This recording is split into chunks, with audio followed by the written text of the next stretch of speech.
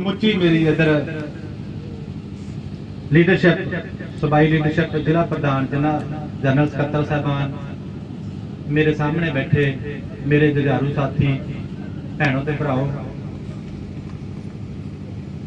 पिछले समय दे विच जो भी इत्थे मेरे साथी बोल के गए ने, हो सकता है कि उन्होंने बहुत ज्यादा अपनी जमात नाल कमिटमेंट है, प्यार है, सोचते हो कि साडे जिहड़े साथी आ उन्हां लई असीं आ करिए जां जो उन्हां दीयां मुश्किलां जां उन्हां दीयां मंगां जां उन्हां दीयां जो प्रमोशनां जो उन्हां दे हैगे असीं पूरीआं कराउण लई अपना योगदान पाईए।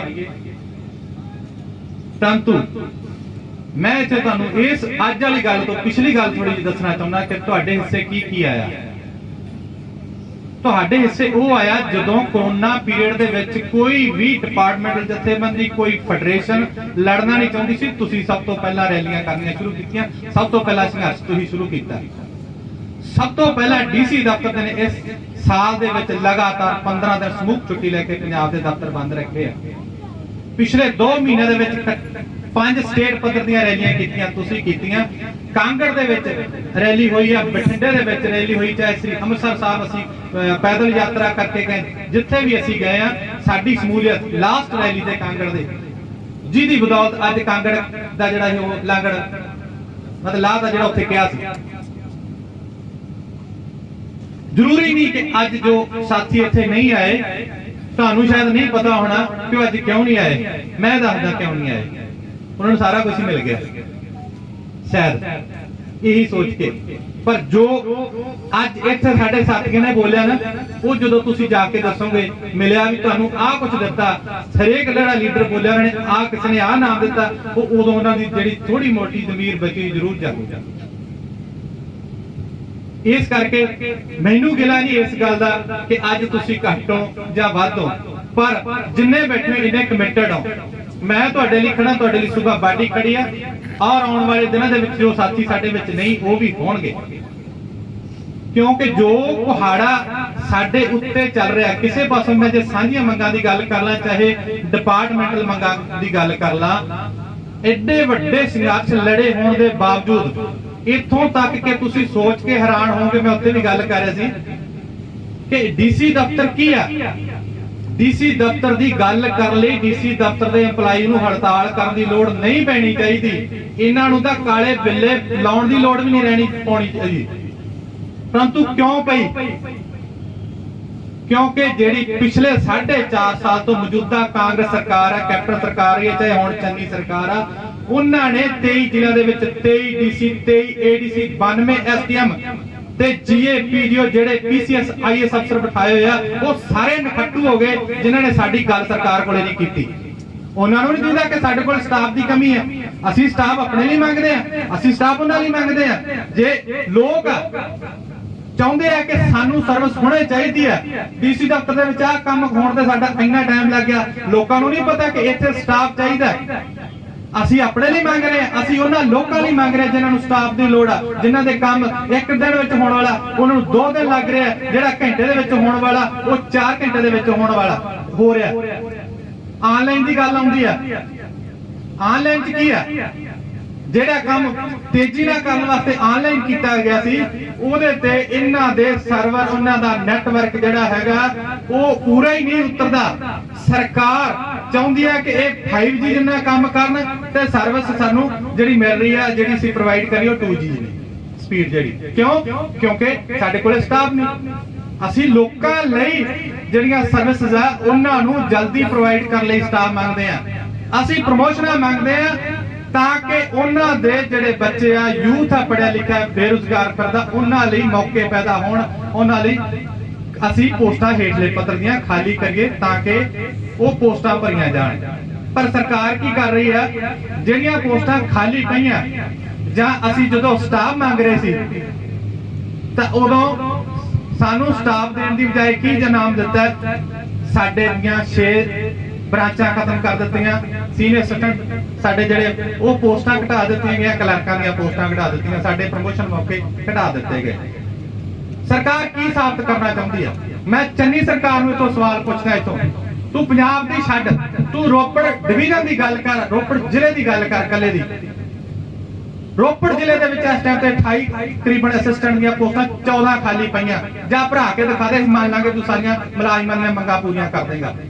तेरा इत्थे कमिश्नर ओही सैकटरी रेवन्यू बैठा है, ओही इत्थों इतराज ला के रहबरिया मंग रहा अपने आप तो। साडे स्टूडेंट ग्रेड 2 दी पोस्टां खाली पईयां सारी डिवीजन दे विच। जा चन्नी साहब चैलेंज है स्टेज तो, तू कलियां इन्ना ही काम करा दे, तेनों मन जागे। तू होर किसी दा की करना, जो तू ड्रामे कर रहा करी जा। लोग हो सकता प्रभावित हो जाण, पर मुलाजम ये गल समझ के कि तुहाडी नीति कांग्रेस दी ते नीयत ओही आ जिहड़ी पहला चली आ रही, सिर्फ चेहरा बदलिया। जे चेहरा ना बदलिया हुंदा तां इह जिहड़ा सानू अज इत्थे संघर्ष करन लई आउणा पिया, आउणा नहीं पैंदा सी। क्योंकि जेडे मैं नखट्टू गए ना, उन्होंने हुण तक गल कीती होनी सी ते तुसीं उन्हां दी गल मन्नी होनी सी ते तुसीं ड्यूटियां लाईयां होनी सी इस तों पहलां कि इन्हां दी गल सुणो, पिछे किन्ने लोकां दीयां सर्विस प्रभावित होईयां। परंतु नहीं, ये अपनी सिर्फ 2022 की सीट तक, जिस तरह मेरे साथी ने कहा उतों तक सीमित ने। कुछ गल्लां मैं ये भी दसना चाहुंदा कि साथी जी साडा जिहड़ा काडर है ये आपस विच चलो ठीक आ, संघर्ष चलता रहिंदा, साडा सरकार नाल चलदा, कुछ सीटां ते अपने आप विच भी चलता रहिंदा। जदों असीं उत्थे लिटिगेशन दे विच पै गए, मैं एक खास पोस्ट की गल करदा जिहड़ी साडे साथी ने गल कीती, जिहड़ी असीं पोस्ट अपग्रेड कराई। साडी मूलों पोस्ट सीनियर असिस्टेंट दी सी सब डिवीजन दे विच, जिहड़ी अपग्रेड कराई, जिहदे ते अगे हुण हिस्सा पाउण दी कोशिश कर रहे कमिश्नर रोपड़ जां इन्हां ने लिखती तौर ते मंग लिया जां होर कि उहदे ते सदर कानून होना चाहिए। साडी मूलों पोस्ट सीनियर असिस्टेंट जिहड़ी अपग्रेड पई है, ते ओह जदों पहिला स्टूडेंट ग्रेड 2 माल प्रमोट हुंदे सी तां ओह कंसीडर हुंदी सी ਉਹਦੇ ਤੇ ਲੱਗਿਆ ਦਾ ਐਕਸਪੀਰੀਅੰਸ ਐਸਟੀਏ ਦੀ ਪੋਸਟ ਤੇ ਅੱਜ ਜਦੋਂ ਉਹ ਅਪਗ੍ਰੇਡ ਹੋ ਕੇ ਸਾਡੇ ਤੇ ਇੱਕ ਆਪਸੀ ਝਮੇਲਾ ਪੈਦਾ ਕਰਨ ਲਈ ਉਹਨੂੰ ਸਟੂਡੈਂਟ ਜਨਰਲ ਕੀਤਾ ਤੇ ਅਸੀਂ ਉਹਨੂੰ ਦੁਬਾਰਾ ਸਟੂਡੈਂਟ ਮਾਲ ਕਰਾਇਆ, ਤਾਂ ਉਹਦੇ ਤੇ ਜਿਹੜੀਆਂ ਕੰਡੀਸ਼ਨਸ ਲਾਈਆਂ ਜਾ ਰਹੀਆਂ ਬਜਾਏ ਰੂਲ ਬਦਲਣ ਦੇ ਜਿਹੜੇ ਪੁਰਾਣੇ ਰੂਲ ਉਹ ਲਾਏ ਜਾ ਰਹੇ ਆ। ਉਹਦੇ ਨਾਲ ਕੀ ਹੋ ਰਿਹਾ, ਸਾਡੇ ਸਾਥੀਆਂ ਦੇ ਵਿੱਚ ਲਿਟੀਗੇਸ਼ਨ ਪੈਦਾ ਹੋਈ, ਕਿਸੇ ਨੇ ਐਪਲੀਕੇਸ਼ਨਾਂ ਦਿੱਤੀਆਂ, ਕੋਈ ਕੋਰਟ ਵਿੱਚ ਜਾਣ ਵਾਲਾ। ठीक है, उन्होंने राइट बनता होगा, मैं नहीं उन्होंने राइट ते कोई भी कहता क्वेश्चन उठाता, राइट बनता होगा, पर जो होने वाला वो मैं तुहानू दसदा की हो सकता है। जे वो कोर्ट में गए, जे उन्होंने स्टे मिलता तो साडे जिहड़े सारे साथी आ स्टूडेंट माल तो तहसीलदार बनने वाले, वो उन्नी देर तक साडा एफसीआर दफ्तर का तुहानू पता, वो उन्नी देर तक साडियां तहसीलदार दीयां पोस्टां लई कंसीडर नहीं करूगा जिन्नी देर स्टे। जे स्टे ना होया, वो केस एडमिट भी हो गया तो 10-10 15-15 साल सानू पता अदालतां च कितना टाइम लगदा, उन्नी देर तक वो साडे केस डिसाइड नहीं होणगे। जिन्हां दा अज राइट बनदा, जिहड़े काहली कर रहे ना, वो भी साथी साडे जाणगे इस गल्लों कि साडी प्रमोशन रहेगी, क्योंकि सरकार दे कोले अफसरां कोले बहाना चाहिए कि इहदे विच तां कोर्ट केस होया है। साथियों, इस लिटिगेशन तो सानू बचना चाहिए, आपसी बैठ के इहदे ते विचार करके सानू एक फैसला करना चाहिए कि जे इहदे नाल किसी का महीना 2 महीने 4 महीने ली प्रमोशन पहला होंदी है जां मगरों होंदी है, सानू प्रमोशन होण देणियां चाहिए, क्योंकि असी ये देख लिया कि साडी जो प्रमोशन होंदी है साडी सीनियरिटी दे विच हो सकदा फर्क भी हुंदा होवे, परंतु ਉਹਦੇ ਵਿੱਚ ਸਾਡੀ ਰਿਪਰੈਜ਼ੈਂਟੇਸ਼ਨ ਕਿਸੇ ਸਾਥੀ ਦੀ ਜਿਹਦਾ ਹੱਕ ਪ੍ਰਭਾਵਿਤ ਹੋਇਆ ਜਦੋਂ ਦਿੰਦਾ ਤੇ ਕਮਿਸ਼ਨਰ ਦਫ਼ਤਰ ਨੂੰ ਆਪਦੀ ਅਦਾਲਤ ਚਲਾ ਲੈਂਦੇ ਆ, ਤਰੀਕਾਂ ਪਾਉਂਦੇ ਆ ਮਹੀਨੇ ਦੀਆਂ 6 ਮਹੀਨੇ ਦੀਆਂ, ਜਦ ਕਿ ਉਹਦਾ ਫੈਸਲਾ ਡੀਸੀ ਦਫ਼ਤਰ ਦਾ ਰਿਕਾਰਡ ਮੰਗਾ ਕੇ ਦੋਵਾਂ ਜਿਹੜੇ ਪ੍ਰਭਾਵਿਤ ਲੋਕ ਆ ਜਿੰਨੇ ਵੀ ਉਹਨਾਂ ਨੂੰ ਬਿਠਾ ਕੇ ਸੁਣ ਕੇ ਤੁਰੰਤ ਕਰਨਾ ਪੈਂਦਾ, ਉਹਦਾ ਫੈਸਲਾ ਨਹੀਂ ਕੀਤਾ ਜਾਂਦਾ। ਉਹਦੀ ਵਜ੍ਹਾ ਕਰਕੇ ਸਾਡੀਆਂ ਬਹੁਤ ਸਾਰੀਆਂ ਪੋਸਟਾਂ ਜਿਹੜੀਆਂ ਪ੍ਰਮੋਸ਼ਨ ਵਾਲੀਆਂ ਉਹ ਖਾਲੀਆਂ ਪਈਆਂ ਰਹਿੰਦੀਆਂ ਤੇ ਸਾਨੂੰ ਉਦੋਂ ਦੁੱਖ ਹੁੰਦਾ ਜਿਹੜਾ ਬੰਦਾ ਪ੍ਰਮੋਟ ਹੋ ਕੇ ਆਪਣੇ ਘਰੇ ਜਾਣਾ ਹੁੰਦਾ ਉਹ ਆਪਣੀ ਪਹਿਲੀ ਪੋਸਟ ਤੇ ਹੀ ਰਿਟਾਇਰਮੈਂਟ ਤੇ ਚਲਾ ਜਾਂਦਾ। ਬਹੁਤ ਵਾਰੀ ਮੈਨੂੰ ਖੁਦ ਦਿਲੀ ਤੌਰ ਤੇ ਇਮੋਸ਼ਨ ਮੇਰੇ ਆਏ ਯਾਰ, ਮੈਂ ਪ੍ਰਧਾਨ ਹੋ ਕੇ ਸੂਬੇ ਦਾ ਤੇ ਇਸ ਬੰਦੇ ਦੀ ਅੱਜ ਪ੍ਰਮੋਸ਼ਨ ਬਣਦੀ ਸੀ 31 ਤਰੀਕ ਨੂੰ, सरकार नाल लड़ भी रहे हैं, वो डीपीसी नहीं बिठा रही, कमिश्नर दफ्तर कोले पैनल गए हुए आ, मोहाली दा 4.5 साल तो स्टूडेंट ग्रेड 2 दी पोस्ट खाली पई है, पैनल गए हुए आ, पैनल विचों बंदे रिटायर हो गए, पैनल फिर मंगे जा रहे हैं।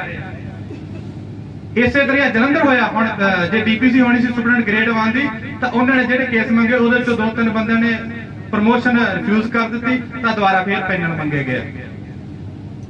मतलब फैसला सरकार कर नहीं रही ते साडियां पोस्टां ਪਿੱਛੇ ਦੇ ਪਿੱਛੇ ਖਾਲੀ ਹੋ ਜਾ ਰਹੀਆਂ, ਕੁਝ ਸਾਡੇ ਆਪਸੀ ਸਾਥੀਆਂ ਦੇ ਹੱਕਾਂ ਕਰਕੇ ਤੇ ਕੁਝ ਸਰਕਾਰ ਹੀ ਇਹ ਚਾਹੁੰਦੀ ਹੈ। ਸਾਨੂੰ ਇਹਦੇ ਤੇ ਜ਼ਰੂਰ ਗੌਰ ਕਰਨਾ ਚਾਹੀਦਾ ਹੈਗਾ।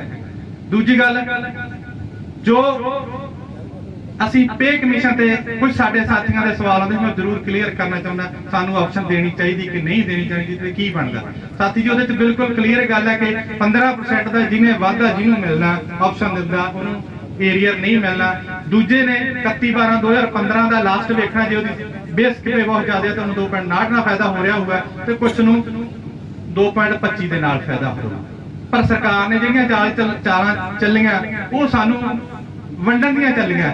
ਜੇ ਜੀਪੀਐਫ ਤੇ ਸੀਪੀਐਫ ਚ ਵੰਡਿਆ 2004 ਤੋਂ ਬਾਅਦ ਤੇ 2020 ਦੇ ਵਿੱਚ ਆ ਕੇ ਸਾਡੇ ਜਿਹੜੇ ਨਵੇਂ ਭਰਤੀ ਹੋਣ ਵਾਲੇ ਉਹ ਉਹਨਾਂ ਤੇ 7ਵਾਂ ਤਨਖਾਹ ਕਮਿਸ਼ਨ ਲਾਗੂ ਕੀਤਾ।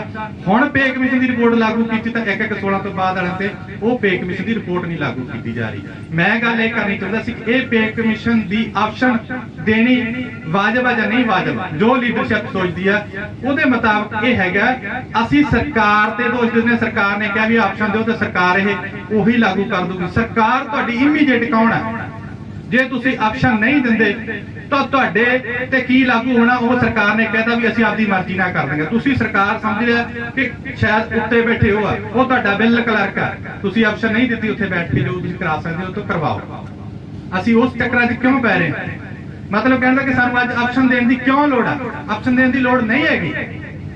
ਸਰਕਾਰ ਨੇ ਕਹਿਤਾ ਜੇ ਅਸੀਂ ਆਪਸ਼ਨ ਦੇ ਦਿੱਤੀ ਕਿ ਅਸੀਂ 15% ਵਾਧਾ ਲੈਣਾ ਤੇ ਏਰੀਆ ਨਹੀਂ ਲੈਣਾ ਤਾਂ ਸਾਡੀ ਇਹ ਪੱਕਾ ਰਿਕਾਰਡ ਉਹਨਾਂ ਨੇ ਕਰ ਲਿਆ ਕਿ ਇਹਨਾਂ ਨੇ ਏਰੀਆ ਇਹਨਾਂ ਨੂੰ ਦੇਣਾ ਹੀ ਨਹੀਂ। ਕੱਲ ਨੂੰ ਜਥੇਬੰਦੀ ਲੜ ਰਹੀ ਆ, ਤੁਸੀਂ ਲੜ ਰਹੇ ਆ, ਉਹਦੀ ਬਦੌਲਤ ਜੋ ਵੀ ਵਾਧਾ ਹੁੰਦਾ 15% ਤੋਂ ਚਾਹੇ 20 ਹੋ ਜਾਂਦਾ, ਚਾਹੇ 16 ਵੀ ਹੁੰਦਾ, ਤਾਂ ਤੁਹਾਡੀ ਆਪਸ਼ਨ ਗਈ ਹੋਈ ਸਰਕਾਰ ਨੇ ਕਹਿਣਾ ਇਹਨਾਂ ਨੂੰ ਤਾਂ ਏਰੀਆ ਦੇਣਾ ਹੀ। ਇਸ ਕਰਕੇ ਆਪਣੇ ਸਾਥੀ ਤੇ ਵਿਸ਼ਵਾਸ ਕਰੋ, ਉਹਨੂੰ ਇਹ ਕਨਵਿੰਸ ਕਰਾਓ ਕਿ ਜਦੋਂ 4 ਨੰਬਰ ਆਈ ਸਾਨੂੰ ਕੀ ਚਾਹੀਦਾ ਹੈ। ਦੂਜਾ, ਤੁਸੀਂ ਸਾਰਿਆਂ ਨੇ ਸੁਣ ਲਿਆ ਡੀਏ। ਮੈਂ ਅੱਜ ਤੱਕ ਇਤਿਹਾਸ 'ਚ ਨਹੀਂ ਦੇਖਿਆ ਕਿ ਪੇ ਕਮਿਸ਼ਨ ਦੀ ਰਿਪੋਰਟ ਹੁੰਦੀ ਆ ਮੁਲਾਜ਼ਮਾਂ ਦੇ ਤਨਖਾਹਾਂ ਦੇ ਵਾਧੇ ਕਰਨ ਲਈ, ਤੇ ਪਰ ਇੱਥੇ ਪਿਛਲਾ ਮਿਲਿਆ ਹੋਇਆ ਵਾਧਾ ਪਿਛਲੇ ਪੇ ਕਮਿਸ਼ਨ ਦਾ ਉਹਨੂੰ ਖਤਮ ਕਰਨ ਲਈ ਪੇ ਕਮਿਸ਼ਨ ਦੀ ਰਿਪੋਰਟ ਲਾਗੂ ਕੀਤੀ ਜਾ ਰਹੀ ਹੈ। ਸਾਨੂੰ ਸ਼ਰਮ ਆਉਂਦੀ ਹੈ ਇਹੋ ਜਿਹੀ ਸਰਕਾਰਾਂ ਦੇ ਜਿਹੜੇ ਇਹੋ ਜਿਹੇ ਫੈਸਲਾ ਕਰਦੇ। ਖਾਸ ਕਰਕੇ ਮਨਪ੍ਰੀਤ ਬਾਦਲ ਜਿਹੜਾ ਉਹ ਮੁਲਾਜ਼ਮ ਪ੍ਰਤੀ ਇੰਨਾ ਬੇਰੁਖੀ ਤੇ ਇੰਨਾ ਬੇਕਿਰਕੀ ਨਾਲ ਉਹ ਪੇਸ਼ ਆਉਂਦਾ ਉਹਨਾਂ ਸਾਡੀਆਂ ਮੰਗਾਂ ਦੇ ਤੁਸੀਂ ਪੁੱਛੋ ਨਾ। ਉਹ ਵੇਖ ਕੇ ਵੀ ਨਹੀਂ ਸਾਨੂੰ ਹੰਜਰਿਆ ਕਿ ਮੁਲਾਜ਼ਮ ਇਹਨੂੰ ਇੰਨੀ ਸੈਲਰੀ ਮਿਲਦੀ ਹੈ, ਆਪਣੀਆਂ ਪੈਨਸ਼ਨਾਂ ਤੇ ਆਪਣਾ ਹਿਸਾਬ ਕਿਤਾਬ ਨਹੀਂ ਲਾ ਰਹੇ। ਮਤਲਬ ਕਹਿਣ ਦਾ ਕਿ ਸਾਡਾ ਪਹਿਲੀ ਵਾਰ ਹੋਇਆ ਇਤਿਹਾਸ ਦੇ ਵਿੱਚ ਕਿ 1/1/16 ਨੂੰ 0% ਡੀਏ ਦਿਖਾ ਰਹੇ ਆ। ਕਿਤੇ ਹੋਇਆ ਕਿ 0% ਡੀਏ ਹੋਇਆ, ਮਹਿੰਗਾਈ ਨਹੀਂ ਵਧੀ ਹੋਊਗੀ। ਸੈਂਟਰ ਗਵਰਨਮੈਂਟ ਨੇ ਦਿੱਤਾ, ਸਾਡਾ ਡੀਏ ਬਕਾਇਆ ਮਾਰ ਲਿਆ। ਸਾਡਾ ਜਿਹੜਾ ਪੇ ਕਮਿਸ਼ਨ ਦੀ ਰਿਪੋਰਟ ਲਾਗੂ ਹੋਣ ਤੋਂ ਬਾਅਦ ਉਹ ਏਰੀਅਰ ਮਾਰ ਨੂੰ ਕਰਦੇ ਆ। ਸਾਨੂੰ ਦੇ ਕੀ ਰਹੇ ਆ? ਕੁਝ ਨਹੀਂ। ਸਾਨੂੰ ਦੇਣ ਦੀ ਬਜਾਏ ਸਾਡੇ ਤੇ 200 ਰੁਪਇਆ ਵਿਕਾਸ ਟੈਕਸ ਲਾਈ ਬੈਠੇ। ਤੁਸੀਂ ਕਿਵੇਂ ਉਮੀਦ ਕਰ ਸਕਦੇ ਇਸ ਸਰਕਾਰ ਤੋਂ ਕਿ ਸਾਨੂੰ ਦੇਊਗੀ ਜਿਹੜੀ ਸਾਡੇ ਖੋਣ ਤੇ ਤੁਲੀ ਹੋਈ ਆ? ਤੇ ਜਿੱਥੇ ਗੱਲ ਸਾਡੀ ਪੈਨਸ਼ਨ ਦੀ, ਅਸੀਂ ਬਿਲਕੁਲ ਇਹ ਗੱਲ ਉਹਨਾਂ ਨੂੰ ਜਚਾ ਚੁੱਕੇ। ਤੁਹਾਡੇ ਖਜ਼ਾਨੇ ਦੇ ਵਿੱਚ ਆਉਣਾ ਇਹ ਸਾਡਾ ਪੈਸਾ, ਜਿਹੜਾ ਤੁਸੀਂ ਸ਼ੇਅਰ ਮਨੀ ਪਾਉਂਦੇ ਉਹ ਵੀ ਤੁਹਾਡੇ ਖਜ਼ਾਨੇ ਦੇ ਵਿੱਚ ਆਉਣਾ, ਉਹ ਤੁਹਾਡੀ ਡਿਵੈਲਪਮੈਂਟ ਲਈ ਆਉਣਾ। ਤੁਸੀਂ ਪੁਰਾਣੀ ਪੈਨਸ਼ਨ ਸਕੀਮ ਬਹਾਲ ਕਰ ਦਿਓ। ਸਾਡੇ ਸਾਥੀ ਤੇ ਇੱਥੋਂ ਤੱਕ ਵੀ ਕਹਿ ਗਏ ਤੁਸੀਂ ਅੱਜ ਥੋੜੋ ਰਿਟਾਇਰ ਹੋਣ ਲੱਗਾ, ਉਹ ਕੋਈ 2030 ਤੋਂ 2032 35 40 ਤੋਂ ਬਾਅਦ ਰਿਟਾਇਰ ਹੋਣੇ, ਉਦੋਂ ਨੂੰ ਇਹ ਪੈਨਸ਼ਨ ਲੱਗਣੀ ਹੈ। ਪਰੰਤੂ ਤੁਹਾਨੂੰ ਪੈਸਾ ਅੱਜ ਆ ਜਾਣਾ। ਘੱਟੋ ਘੱਟ 22,000 ਕਰੋੜ ਰੁਪਇਆ ਪੰਜਾਬ ਦੇ ਮੁਲਾਜ਼ਮਾਂ ਦਾ ਜਿਹੜਾ ਕਾਰਪੋਰੇਟ ਘਰਾਣਿਆਂ ਰਾਹੀਂ ਸ਼ੇਅਰ ਮਾਰਕੀਟ ਦੇ ਵਿੱਚ ਲੱਗਿਆ ਪਿਆ, ਉਹ ਸਾਰਾ ਪੰਜਾਬ ਸਰਕਾਰ ਕੋਲੇ ਹੁੰਦਾ। ਪਰ ਸਰਕਾਰ ਇਸ ਗੱਲ ਨੂੰ ਮੰਨ ਰਹੀ ਕਿਉਂ ਨਹੀਂ ਮੰਨ ਰਹੀ? ਕਿਉਂਕਿ ਸਰਕਾਰ ਕਾਰਪੋਰੇਟ ਘਰਾਣਿਆਂ ਤੋਂ ਜਿਹੜੀ ਪਾਰਟੀਆਂ ਉਹ ਫੰਡ ਲੈਂਦੀਆਂ, ਤੇ ਕਿਤੇ ਵੀ ਉਹ ਇੰਨਾ ਫੰਡ ਜਿਹੜਾ ਫ੍ਰੀ ਖਾਤੇ ਦੇ ਵਿੱਚ ਉਹਨਾਂ ਨੂੰ ਵਰਤਣ ਲਈ ਦਿੱਤਾ ਹੈ, ਉਹ ਕਿਵੇਂ ਫੈਸਲਾ ਲੈ ਲੈਣਗੇ? ਜਿਨ੍ਹਾਂ ਨੇ ਇਹਨਾਂ ਨੂੰ ਪਾਰਟੀ ਫੰਡ ਦੇਣਾ, ਇਹਨਾਂ ਨੂੰ ਵੋਟਾਂ ਖਰੀਦਣ ਲਈ ਪੈਸਾ ਦੇਣਾ, ਉਹ ਕਿਵੇਂ ਲੈ ਲੈਣਗੇ? ਇਸ ਕਰਕੇ ਇਹਨਾਂ ਨੂੰ ਸਾਡੀ ਪੁਰਾਣੀ ਪੈਨਸ਼ਨ ਚੰਗੀ ਨਹੀਂ ਲੱਗਦੀ, ਤਾਂ ਸਾਡੇ ਤੇ ਇਹ ਨਿਊ ਪੈਨਸ਼ਨ ਜਿਹੜੀ ਹੈ ਕਾਲਾ ਕਾਨੂੰਨ ਸਾਡੇ ਤੇ ਠੋਸਿਆ ਹੈ। ਦੂਜੀ ਗੱਲ, ਸਟਾਫ ਇਹ ਸਾਰੇ ਕਹਿ ਰਹੇ ਕਿ ਅਸੀਂ ਘਰ ਘਰ ਰੁਜ਼ਗਾਰ ਦੇਣਾ, ਪਹਿਲਾਂ ਕਿਹਾ, ਹੁਣ ਵੀ ਕਿ 1 ਲੱਖ ਨੌਕਰੀਆਂ ਦੇਣੀਆਂ। ਚੰਨੀ ਸਾਹਿਬ, ਜੇ ਨੌਕਰੀਆਂ ਦੇਣੀਆਂ ਫਿਰ ਤੁਸੀਂ ਪੋਸਟਾਂ ਕਿਵੇਂ ਖਤਮ ਕਰ ਦਿੰਦੇ? ਪੋਸਟਾਂ ਕ੍ਰੀਏਟ ਕਰਨੀਆਂ ਸੀ। ਐਂਡ ਤੇ ਮੇਰੀ ਇਹੀ ਬੇਨਤੀ ਹੈਗੀ ਆ ਕਿ ਆਉਣ ਵਾਲੇ ਦਿਨਾਂ ਦੇ ਵਿੱਚ ਸਾਡੇ ਕੋਲੇ ਸੀਮਤ ਦਿਨ, ਅਸੀਂ ਇਸ ਗੱਲ ਦਾ ਬਿਲਕੁਲ ਯਕੀਨ ਨਹੀਂ ਕਰਦੇ ਕਿ ਸਰਕਾਰ ਕਹਿੰਦੀ ਕਿ ਤੁਹਾਨੂੰ ਅਸੀਂ ਆਹ ਕਰ ਦਾਂਗੇ ਇੰਨੇ ਦਿਨਾਂ ਤੇ ਆਹ ਹੋ ਜਾਊਗਾ, ਬਿਲਕੁਲ ਯਕੀਨ ਨਹੀਂ ਹੈਗਾ।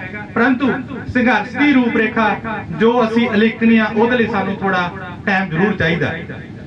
अज भी जिहड़ी मैं गल कीती है, ये प्रशासन ने चाहे गल कीती आ, मौजूदा इत्थे ADC राही SP साहब सी जिन्हां ने साडी उत्ते गल कराई, उन्होंने इस चीज़ का, क्योंकि मानयोग मुख्यमंत्री साहब ने जाना सी दिल्ली, उन्होंने नाल जिहड़े प्रिंसीपल सैकटरी हुसन लाल जी नाल मीटिंग साडी तय हुई है, जिहड़ी कि उहदा टाइम जिहड़ा रिटन जिहड़ा सानू 10 तरीक तक सॉरी 8 तरीक तक दा दिता हैगा, सही समा वो बाद दे विच वखरा देणगे, जिहदे विच क्योंकि असीं ये बेनती कीती सी कि साडा जिहड़ा रेवन्यू डिपार्टमेंट आ वो जिहड़े साडे राहुल तिवाड़ी प्रिंसीपल सैकटरी ने उन्हां कोले पैंदा, परंतु सानू उत्थों ये कहा गया कि हुसन लाल जी जिहड़े आ वो मीटिंग लैणगे, वो पैनल बना के तुहानू कल तक दस देणगे कि सरकार वालों पैनल दे विच राहुल तिवाड़ी जी भी होणगे, तुहाडे माल महकमे दे अफसर भी होणगे, तुहाडा जिहड़ा पैनल आ वो सानू तुसीं कल तक दे देना किन्ने जिहड़े तुहाडे नुमाइंदे जिहड़े 5 ਜਾਂ 6 आउणगे वो मीटिंग दे विच आउण। ये 8 तरीक तक दा होया। ਇਹਨੂੰ ਇਸ ਢੰਗ ਨਾਲ ਤੁਸੀਂ ਲਿਆ ਜੋ ਕਿ ਇਹ ਇੱਕ ਕਾਗਜ਼ ਦਾ ਟੁਕੜਾ ਇਹ ਚੱਲਦਾ ਰਿਹਾ, ਪਹਿਲਾਂ ਵੀ ਚੱਲਦੇ ਰਹੇ, ਹੁਣ ਵੀ ਚੱਲਦੇ ਰਹਿਣੇ, ਪਰ ਸਾਨੂੰ ਲੋਕ ਸਾਹਿਬ ਦੇ ਸੰਘਰਸ਼ ਤੇ ਕਰਨਾ ਪੈਣਾ। ਇਹਦੇ ਨਾਲ ਮੈਂ ਕੋਈ ਬਹੁਤੀ ਵੱਡੀ ਉਮੀਦ ਨਹੀਂ ਜਤਾਉਂਦਾ ਕਿ ਸਾਨੂੰ ਬਹੁਤ ਕੁਝ, ਕਿਉਂਕਿ ਪਿਛਲੀਆਂ ਮੀਟਿੰਗਾਂ ਬਹੁਤ ਵਧੀਆ ਹੋਈਆਂ, ਉਹਦੀਆਂ ਪ੍ਰੋਸੀਡਿੰਗਾਂ ਵੀ ਜਾਰੀ ਹੋਈਆਂ, ਉਹਦੇ ਚ ਕਿਤੇ ਵੀ ਸਰਕਾਰ ਇਹ ਨਹੀਂ ਕਹਿ ਸਕੀ ਕਿ ਇਹ ਨਹੀਂ ਮੰਨਣਯੋਗ, ਜਾਂ ਉੱਥੇ ਮੌਜੂਦਾ ਅਫਸਰ ਨਹੀਂ ਕਹਿ ਸਕਿਆ ਕਿ ਇਹ ਨਹੀਂ ਮੰਨਣਯੋਗ। ਜੇ ਗੱਲ ਅਸੀਂ LFA ਬ੍ਰਾਂਚ ਦੀ ਕੀਤੀ ਆ, ਲੀਗਲ ਸੈੱਲ ਦੀ ਡਿਮਾਂਡ ਕੀਤੀ ਆ, ਜਾਂ GPF ਬ੍ਰਾਂਚਾਂ ਕਿਉਂ ਤੋੜੀਆਂ ਉਹਦੀ ਗੱਲ ਕੀਤੀ ਆ, ਜਾਂ ਅਸੀਂ ਤੁਸੀਂ ਨਾਰਮ ਚਲ 95 ਦਾ ਛੱਡੋ, ਹੁਣ ਦਾ ਜਿਹੜਾ ਤੁਸੀਂ ਰੀਸਟਰਕਚਰਿੰਗ ਤੋਂ ਬਾਅਦ ਸਬ ਡਿਵੀਜ਼ਨਾਂ ਦਾ ਉਹੀ ਰੱਖਿਆ, ਸਰਕਾਰ ਨੇ ਨਾਰਮ ਉਹੀ ਰੱਖਿਆ, ਸਿਰਫ ਜਿਹੜੀ ਤਹਿਸੀਲ ਦੇ ਵਿੱਚ 14 ਕਲਰਕ ਦੀਆਂ ਪੋਸਟਾਂ ਸੀ ਉਹਨਾਂ ਨੂੰ 10 ਕੀਤਾ, ਸਬ STM ਦਫ਼ਤਰ ਦੇ ਵਿੱਚ ਉਹੀ 7 ਕਲਰਕ ਇਹਨਾਂ ਨੇ ਜਿਹੜੀਆਂ 2021 ਦੇ ਵਿੱਚ 9 ਸਬ ਡਿਵੀਜ਼ਨਾਂ ਨੂੰ ਪੋਸਟਾਂ ਦਿੱਤੀਆਂ, ਉਹ ਇਸ ਨਵੀਂ ਰੀਸਟਰਕਚਰਿੰਗ ਮੁਤਾਬਕ ਦਿੱਤੀਆਂ, ਉਹ ਪੂਰੀਆਂ ਦਿੱਤੀਆਂ। ਤੇ ਉਹਦੇ ਵਿੱਚ ਫਿਰ ਕੀ ਹਰਜ ਹੈ ਜਦੋਂ ਅਸੀਂ ਇਹ ਗੱਲ ਕਹੀ ਕਿ ਇੱਕ ਜ਼ਿਲ੍ਹਾ ਉਹਦੇ ਵਿੱਚ 3 ਸਬ ਡਿਵੀਜ਼ਨਾਂ ਸਪੋਜ਼ ਤੇ ਇੱਕ ਸਬ ਤਹਿਸੀਲ, ਇੱਕ ਦੇ ਵਿੱਚ 150 ਪੋਸਟ, ਇੱਕ ਦੇ ਵਿੱਚ 100 ਪੋਸਟ, ਇੱਕ ਦੇ ਵਿੱਚ 57 ਪੋਸਟ। ਤੁਹਾਡਾ ਮਕਸਦ ਸੀ ਕਿ ਅਸੀਂ ਰੀਸਟਰਕਚਰਿੰਗ ਤੋਂ ਬਾਅਦ ਸੇਮ ਨੇਚਰ ਦੀਆਂ ਸੇਮ ਬ੍ਰਾਂਚਾਂ ਤੇ ਸੇਮ ਮੁਲਾਜ਼ਮਾਂ ਦੀ ਗਿਣਤੀ ਹੋਵੇ, ਉਹ ਕਿੱਥੇ ਜਾਂਦੀ ਇਹਦਾ ਜਵਾਬ ਸਰਕਾਰ ਕੋਲੇ ਅੱਜ ਤੱਕ ਨਹੀਂ ਆਇਆ। ਠੀਕ ਹੈ ਕਿ ਉਹਨਾਂ ਨੇ ਆਪਦੀ ਗਲਤੀ ਮੰਨੀ, ਫਰੀਦਕੋਟ ਜਿਹੜੀ ਹੋਈ ਆ ਉਹਦੇ ਲਈ ਉਹਨਾਂ ਨੇ ਕੇਸ ਵੀ ਪੁੱਟ ਅਪ ਕੀਤਾ ਹੋਇਆ, ਜੋ ਕੱਲ ਤੱਕ ਮੈਨੂੰ ਉਹਨਾਂ ਨੇ ਇਨਫਾਰਮ ਕੀਤਾ ਕਿ ਉਹ ਅਸੀਂ ਠੀਕ ਕਰ ਰਹੇ ਹਾਂ, ਦਰੁਸਤ ਕਰ ਰਹੇ, ਉਹ ਠੀਕ ਆ ਵੀ ਤੁਹਾਡਾ ਬਿਲਕੁਲ ਉਹ ਗਲਤ ਹੋਇਆ, ਕਿਉਂਕਿ ਸੇਮ ਜ਼ਿਲ੍ਹੇ ਦੇ ਵਿੱਚ ਸੇਮ ਸਬ ਡਿਵੀਜ਼ਨਾਂ ਦੀ ਗਿਣਤੀ ਹੋਣ ਦੇ ਬਾਵਜੂਦ ਬਹੁਤ ਸਾਰੇ ਜ਼ਿਲ੍ਹੇ ਇਸ ਤਰ੍ਹਾਂ ਦੇ ਹੈਗੇ ਜਿਨ੍ਹਾਂ ਦੇ ਵਿੱਚ ਪੋਸਟਾਂ ਦਾ ਵਕਤੇਮ ਆ, ਉਹ ਉਹਨਾਂ ਨੇ ਮੰਨਿਆ ਕਿ ਕਰਾਂਗੇ, ਪਰੰਤੂ ਕਰਨਾ ਕਿੱਥੋਂ ਜਾ ਕੇ FD ਤੋਂ ਹੋਣਾ। FD ਤੇ ਤੁਹਾਨੂੰ ਬੈਠਾ ਮਨਪ੍ਰੀਤ ਸਾਹਿਬ ਬੈਠਾ, ਉਹ ਕਿੰਨਾ ਕੁ ਸਾਨੂੰ ਦੇ ਦੂਗਾ। ਅਸੀਂ ਗੱਲ ਕੀਤੀ ਜੀ ਕਿ ਜੇ ਇਹੀ ਕੁਝ ਹੈਗਾ ਨਾਰਮ ਰੀਸਟਰਕਚਰਿੰਗ ਦੇ ਵਿੱਚ ਸਬ ਡਿਵੀਜ਼ਨਾਂ ਦਾ, ਤੇ ਜਿਹੜੀਆਂ 1995 ਤੋਂ ਪਹਿਲਾਂ ਦੀਆਂ ਸਬ ਡਿਵੀਜ਼ਨਾਂ ਜਿਨ੍ਹਾਂ ਤੇ ਤੁਸੀਂ ਉਦੋਂ ਇਹ ਕਾਨੂੰਨ ਲਾਗੂ ਕਰਤਾ ਕਿ ਇਹ ਨਵੀਆਂ ਸਬ ਡਿਵੀਜ਼ਨਾਂ ਤੇ ਨਾਰਮ ਲਾਗੂ ਹੋਊਗਾ, ਜਿਹੜਾ ਕਿ ਬਾਅਦ ਵਿੱਚ ਵਾਪਸ ਵੀ ਲੈ ਲਿਆ ਗਿਆ, ਪਰੰਤੂ ਅੱਜ ਉਹ ਚਿੱਠੀ ਮੰਨਣ ਨੂੰ ਤਿਆਰ ਨਹੀਂ। ਸਾਡੇ ਕੋਲ ਚਿੱਠੀ ਹੈਗੀ ਹੈ ਕਿ ਉਹ ਵਾਪਸ ਲੈ ਲਿਆ ਗਿਆ ਸੀ ਕਿ ਜਿਹੜਾ ਨਾਰਮ ਆ ਉਹ ਪੁਰਾਣੀਆਂ ਸਬ ਡਿਵੀਜ਼ਨਾਂ ਤੇ ਵੀ ਲਾਗੂ ਹੁੰਦਾ, ਉਹ ਚਿੱਠੀ ਵਾਪਸ ਲੈ ਲਈ ਗਈ ਸੀ, परंतु ਉਹਦੇ ਮੁਤਾਬਕ ਸਾਨੂੰ ਪੋਸਟਾਂ ਨਹੀਂ ਦਿੱਤੀਆਂ ਗਈਆਂ, ਨਹੀਂ ਦਿੱਤੀਆਂ ਜਾ ਰਹੀਆਂ, ਜਿਹੜਾ ਕਿ ਸਾਡਾ ਕੋਟਾ ਹੋਇਆ ਸੀ ਇਹ ਲਗਭਗ 23 ਸਬ ਡਿਵੀਜ਼ਨਾਂ ਦਾ ਤਹਿਸੀਲਾਂ ਦਾ, ਜਿਹਦੇ ਵਿੱਚ ਕਿਸੇ ਟਾਈਮ 936 ਪੋਸਟਾਂ ਅਸੀਂ ਕਰਾਈਆਂ ਸੀ ਵੀ ਤਿਆਰ ਹੋਣੀਆਂ, ਕ੍ਰੀਏਸ਼ਨ ਹੋਣੀਆਂ ਇਹਨਾਂ ਪੋਸਟਾਂ ਦੀ। ਉਹਦੇ ਵਿੱਚ ਸਾਨੂੰ ਲਾਸਟ ਤੇ ਆਉਂਦਿਆਂ 236 ਪੋਸਟਾਂ ਦੀ ਗਿਣਤੀ ਦੱਸ ਰਹੇ ਸੀ, ਘਟਾਉਂਦੇ ਕਿ ਹੁਣ ਬਜਟ, ਹੁਣ ਖਜ਼ਾਨਾ ਖਾਲੀ, ਹੁਣ ਇਹ ਆ ऑब्जेक्शन लग गया, ਇਹਦੀ ਪੋਪੂਲੇਸ਼ਨ ਘੱਟ ਆ, ਦੂਸਰੇ ਜ਼ਿਲ੍ਹੇ ਨਾਲੋਂ ਪਿੰਡਾਂ ਦੀ ਗਿਣਤੀ ਘੱਟ ਆ। ਮੈਂ ਕਿਹਾ ਇਹਦਾ ਵੀ ਤੁਸੀਂ ਕਰ ਲਓ। ਅਸੀਂ ਕਿਹਾ ਤੁਸੀਂ ਇੱਕ ਹੁਸ਼ਿਆਰਪੁਰ ਦੇ ਵਿੱਚ 1012 ਪਿੰਡ ਨੇ, ਇੱਕ ਬਰਨਾਲਾ ਜ਼ਿਲ੍ਹਾ ਜਿੱਥੇ 116 ਮੇਰੇ ਕੋਲ ਕਿੰਨੇ ਪਿੰਡ ਨੇ, ਤੁਸੀਂ ਇੱਕੋ ਜਿਹਾ ਕਰ ਦਿਓ। ਜੇ ਇੱਕੋ ਜਿਹਾ ਸਟਰਕਚਰ ਲਾਗੂ ਕਰਨਾ, ਇੱਕੋ ਜਿਹਾ ਕਰ ਦਿਓ, ਤੁਹਾਡੇ ਵਾਸਤੇ। ਫਿਰ ਤੁਸੀਂ ਕਿਉਂ ਇਹ ਵਖਰੇਵਾਂ ਰੱਖਿਆ? ਸਾਨੂੰ ਤਾਂ ਸਰਵਿਸ ਦੇਣ ਲੱਗਿਆ ਪ੍ਰੋਬਲਮ ਆ ਰਹੀਆਂ ਨੇ ਜੀ। फिर असीं कहा तुसीं सब डिवीजन क्यों बना रहे, जिले क्यों बना रहे? अज जिहड़ा साडे विरुद्ध 4.5 साल जे इहदा बेड़ा ना बहिंदा ना, ते बेड़ा बैठा ते तां ही गया कैप्टन साहब। एक जिला होर बना चला सी बटाला जांदा जांदा, अगे मलेरकोटला बनाया, दसो उत्थे किहड़ा स्टाफ मिलिया? संगरूर चों लिया, अगली चिट्ठी जारी होगी होर किसी डिप्टी कमिश्नर चों, जे कोई आउणा चाहुंदा ते आवे। मतलब कि नवीं भर्ती नहीं हो रही। हुण भी जिहड़ी पोस्टां 600-700 इन्हां ने कहा कि ਅਸੀਂ ਮੁੜ बहाल कीतियां क्लर्कां ਦੀਆਂ, ਉਹਦੀ ਐਡ ਦੇਵਾਂਗੇ। ਸਾਨੂੰ ਕਿ ਅਸੀਂ ਹਫ਼ਤੇ ਦੇ ਵਿੱਚ ਤੁਸੀਂ ਸਾਨੂੰ ਕੈਟਾਗਰੀ ਦੀ ਲਿਸਟ ਭਿਜਵਾ ਦਿਓ, ਅਸੀਂ ਕਰਾ ਲਾਂਗੇ। ਉਸ ਨੂੰ ਵੀ 3 ਮਹੀਨੇ ਹੋ ਗਏ, ਹਜੇ ਤੱਕ ਨਹੀਂ ਐਡ ਹੋਈ।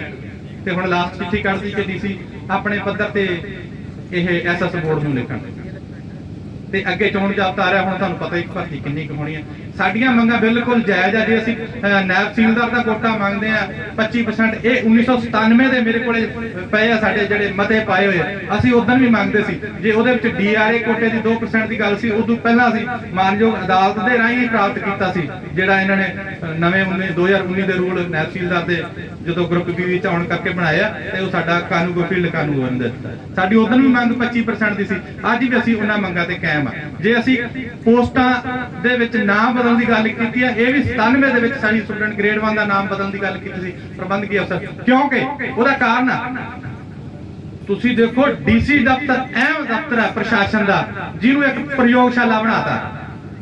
ਜਿਹੜਾ ਪੀਸੀਐਸ ਨਵਾਂ ਭਰਤੀ ਹੁੰਦਾ ਉਹਨੂੰ ਟ੍ਰੇਨਿੰਗ ਲਈ ਜੀਏਪੀਜੀਓ ਡੀਸੀ ਦਫ਼ਤਰਾਂ ਵਿੱਚ ਲਾਇਆ ਜਾਂਦਾ। ਉਹ ਜਿਹਨੂੰ ਬਿਲਕੁਲ ਆੜਾ ਨਹੀਂ ਹੁੰਦਾ ਦਫ਼ਤਰਾਂ ਦੇ ਕੰਮ ਦਾ, ਉਹ ਸਾਡੇ ਕੇਸਾਂ ਦਾ ਫੈਸਲਾ ਕਰਦਾ। ਉਹ ਫੈਸਲਾ ਕਰਦਾ ਸਾਡੇ ਕੇਸਾਂ ਦਾ। ਜਿਹਨੇ ਹਜੇ ਪਹਿਲੇ ਦਿਨ ਜੁਆਇਨ ਕੀਤਾ, ਪਹਿਲੇ ਦਿਨ ਫਾਈਲ ਸਾਡੀ ਅਮਲਾ ਬ੍ਰਾਂਚ ਜੀਏ ਕੋਲੇ ਜਾ ਰਹੀ ਹੈ। ਉਸ ਪ੍ਰਯੋਗਸ਼ਾਲਾ ਵਿੱਚ ਕੌਣ ਮਰ ਰਿਹਾ? ਸਾਡਾ ਮੁਲਾਜ਼ਮ ਮਰ ਰਿਹਾ। ਤੁਸੀਂ ਸਮਝ ਰਹੇ ਨਾ ਮੇਰੀ ਗੱਲ, ਕਿ ਜਿਹੜੇ ਅਸੀਂ ਆਪਣੀ ਕਿਸਮਤ ਦਾ ਫੈਸਲਾ, ਜਿਹੜਾ ਪ੍ਰਮੋਸ਼ਨ ਦਾ ਜਾਂ ਸਾਡਾ ਕੋਈ ਵੀ ਕਿਸੇ ਤਰ੍ਹਾਂ ਦੀ ਕਮੀ ਪੇਸ਼ੀ ਆ, ਸਾਡੀ ਕੋਈ ਐਪਲੀਕੇਸ਼ਨ ਦਿੱਤੀ ਹੋਈ ਆ, ਉਹਦੇ ਤੇ ਫੈਸਲਾ ਕਰਨ ਲਈ ਜੀਏ ਕੋਲੇ ਫਾਈਲ ਜਾਂਦੀ। ਜੀਏ ਨੂੰ ਤੁਸੀਂ ਦੇਖ ਲਓ, ਜਿਹੜਾ ਪਹਿਲੇ ਦਿਨ ਭਰਤੀ ਹੋਇਆ ਜਾਂ ਮਹੀਨੇ ਬਾਅਦ ਜਾਂ 6 ਮਹੀਨੇ, ਸਾਰੇ ਦਫ਼ਤਰਾਂ ਦੇ ਵਿੱਚ ਅੰਡਰ ਟ੍ਰੇਨਿੰਗ ਜਾਂ ਜਿਹੜੀ ਮੁੱਢਲੀ ਜਿਹੜੇ ਹਜੇ ਸਰਵਿਸ ਸ਼ੁਰੂ ਕਰ ਰਹੇ, ਉਹ ਜੀਏ ਲਾਏ ਗਏ। ਉਦੋਂ ਬਾਅਦ ਸਾਨੂੰ ਅਸੀਂ ਇਹੀ ਕਿਹਾ ਸੀ, ਸਾਨੂੰ ਜੀਏ ਦੀ ਲੋੜ ਹੀ ਨਹੀਂ। ਸਾਡੇ ਜਿਹੜੇ ਸਟੂਡੈਂਟ ਗ੍ਰੇਡ 1 ਇਹਨਾਂ ਨੂੰ ਪ੍ਰਬੰਧਕੀ ਅਫਸਰ ਬਣਾ ਕੇ ਇਹ ਸਾਡੇ ਅਫਸਰ ਇੰਚਾਰਜ ਸਦੀ ਬਣ। ਇਹ ਘੱਟੋ ਘੱਟ ਉਹਦਾ ਐਕਸਪੀਰੀਅੰਸ ਤਾਂ ਰੱਖਦੇ ਨਾ, ਕੁਛ ਨਾ ਕੁਛ ਤਾਂ ਇਹ ਦੇਖਣਗੇ ਨਾ ਜੀ। ਸਾਡੀ ਦਰਾਸਤੀ ਇਹ ਆ ਵੀ ਸਾਡੇ ਕੋਲ ਅਫਸਰਾਂ ਦੀ ਗਿਣਤੀ ਵੀ ਬਹੁਤ ਆ, ਜਿਹੜੇ ਬਹੁਤ ਸਿੱਖੇ ਹੋਏ ਨੇ, ਡੀਸੀ ਲੱਗ ਰਹੇ ਨੇ, ਤੇ ਸਾਡੇ ਕੋਲ ਉਹ ਅਫਸਰ ਵੀ ਜਿਨ੍ਹਾਂ ਨੂੰ ਹਜੇ ਊੜਾੜਾ ਸ਼ੁਰੂ ਕਰਨਾ ਆਪਦੇ ਸਰਵਿਸ ਦਾ, ਉਹ ਸਾਡੀ ਕਿਸਮਤ ਦਾ ਫੈਸਲਾ ਕਰਦੇ ਪਏ। ਸਾਥੀ ਜੀ, ਮੈਂ ਬਹੁਤ ਜ਼ਿਆਦਾ ਬੋਲ ਗਿਆ, ਤੁਹਾਡਾ ਜ਼ਿਆਦਾ ਟਾਈਮ ਲੈ ਗਿਆ। ਅਸੀਂ ਅੱਜ ਜੋ ਤੁਸੀਂ ਸਾਰਿਆਂ ਨੇ ਸਾਥੀਆਂ ਨੇ ਤੁਹਾਨੂੰ ਇੱਕ ਬੜਾ ਵਧੀਆ ਨਾਮ ਦਿੱਤਾ, ਜਾਗਦੀ ਜ਼ਮੀਰ ਵਾਲੇ। ਮੈਂ ਵੀ ਤੁਹਾਨੂੰ ਜਾਗਦੀ ਜ਼ਮੀਰ ਵਾਲੇ ਕਹਾਂਗਾ। ਪਰ ਮੈਨੂੰ ਇਸ ਗੱਲ ਦੀ ਉਮੀਦ ਹੈ ਕਿ ਇਹ ਕੋਈ ਵੀ ਸੈਂਕੜੇ ਦੀਵੇ ਜਲਾ ਲਓ, ਲੱਖਾਂ ਦੀਵੇ ਜਲਾ ਲਓ, ਇੱਕ ਦੀਵੇ ਤੋਂ ਹੀ ਜਗ ਸਕਦੇ ਆ। ਤੁਸੀਂ ਤਾਂ ਸੈਂਕੜਿਆਂ ਦੀ ਗਿਣਤੀ 'ਚ ਬੈਠੇ ਹੋ। ਤੁਸੀਂ ਜੋ ਇੱਥੋਂ ਜਾ ਕੇ ਜਗਾਓਗੇ ਨਾ, ਉਹ ਸਾਥੀ ਫਿਰ ਉਹਨਾਂ ਦਾ ਜਿਹੜਾ ਐਂਗਲ ਘੁੰਮ ਕੇ ਸੋਚਦਾ ਉੱਥੇ ਆਜੂ, ਹਾਂ ਸਾਡੇ ਨਾਲ ਧੱਕਾ ਹੋ ਰਿਹਾ। ਜੇ ਸਾਡੀਆਂ ਪੋਸਟਾਂ ਖਤਮ ਕੀਤੀਆਂ ਗਈਆਂ ਜਾਂ ਸਾਡੇ ਪ੍ਰਮੋਸ਼ਨ ਮੌਕੇ ਘਟਾਏ ਜਾ ਰਹੇ ਜਾਂ ਵਧਾਏ ਨਹੀਂ ਗਏ, ਖਾਸ ਕਰਕੇ ਸਾਡੇ ਸਟੈਨੋ ਕਾਡਰ ਦੇ ਬਹੁਤ ਲਿਮਟਿਡ ਪੋਸਟਾਂ, 1-1, 2-2 ਆ। ਅਸੀਂ ਉਹਨਾਂ ਲਈ ਅਪਗ੍ਰੇਡ ਮੰਗੀਆਂ ਪੋਸਟਾਂ, ਪਰੰਤੂ ਸਰਕਾਰ ਮੰਨ ਕੇ ਵੀ ਅਸੀਂ ਖਰਚਾ ਵੀ ਕੱਢ ਕੇ ਦਿੱਤਾ ਕਿ ਇਹ ਅਪਗ੍ਰੇਡ ਕਰਨ ਪੋਸਟ ਨਾਲ 5-6 ਲੱਖ ਸਿਰਫ ਸਾਲ ਦਾ ਖਰਚਾ ਆਉਂਦਾ। 22 ਦੀਆਂ 22, 23 ਦੀਆਂ 23 ਪੋਸਟਾਂ ਅਪਗ੍ਰੇਡ ਕਰਨਾ, ਚਾਹੇ ਏਡੀਸੀ ਨਾਲ ਸੀ, ਚਾਹੇ ਡੀਸੀ ਨਾਲ ਸੀ, ਜਾਂ ਐਸਐਮ ਨਾਲ ਸੀ, ਸਟੈਨੋਗ੍ਰਾਫਰ ਕਰਨ ਦੀ ਗੱਲ ਆਉਂਦੀ। ਪਰ ਸਰਕਾਰ ਇੱਕ ਆਪਣੇ ਪ੍ਰਸ਼ਾਸਨ ਨੂੰ, ਮੈਂ ਕਹਾਂਗਾ ਸਰਕਾਰ ਅੱਜ ਜਿਹਦੀ ਅਸੀਂ ਰੀੜ ਦੀ ਹੱਡੀ ਆ, ਉਹ ਲੋਕ ਜਿਨ੍ਹਾਂ ਦੀ ਅਸੀਂ ਇੱਕ ਆਸ ਆ ਦਫ਼ਤਰਾਂ 'ਚ ਬੈਠੇ, ਸਰਕਾਰ ਉਹਨੂੰ ਤੋੜ ਰਹੀ ਆ, ਉਹਨੂੰ ਖਤਮ ਕਰਨ ਤੇ ਤੁਲੀ ਹੋਈ ਆ। ਇਸ ਕਰਕੇ ਸਾਥੀਓ, ਅਗਲੇ ਦਿਨਾਂ ਦੇ ਵਿੱਚ ਤਗੜੇ ਹੋ ਕੇ ਆਪਾਂ ਇੱਕ ਬਹੁਤ ਵੱਡਾ ਸੰਘਰਸ਼ ਜਿਹੜਾ ਹਜੇ ਸਾਡਾ ਕੰਟੀਨਿਊ ਚੱਲਣਾ, ਜਿਹਦਾ ਅਸੀਂ ਫੈਸਲਾ ਸ਼ਨੀਵਾਰ ਇਸ ਮੀਟਿੰਗ ਜਿਹੜੀ ਸਾਡੀ ਸਰਕਾਰ ਨਾਲ ਹੋਣ ਜਾ ਰਹੀ ਹੈ ਉਸ ਤੋਂ ਬਾਅਦ ਲਵਾਂਗੇ। ਤੇ ਮੈਂ ਸਾਰਿਆਂ ਦਾ ਇੱਥੇ ਆਉਣ ਤੇ ਬਹੁਤ ਬਹੁਤ ਧੰਨਵਾਦ ਕਰਦਾ, ਖਾਸ ਕਰਕੇ ਸਾਡੇ ਮੋਹਾਲੀ ਦੇ ਸਾਥੀ ਜੀ ਜਿਨ੍ਹਾਂ ਨੇ ਇਹ ਤੁਹਾਡੇ ਲਈ ਅਰੇਂਜਮੈਂਟ ਕੀਤਾ।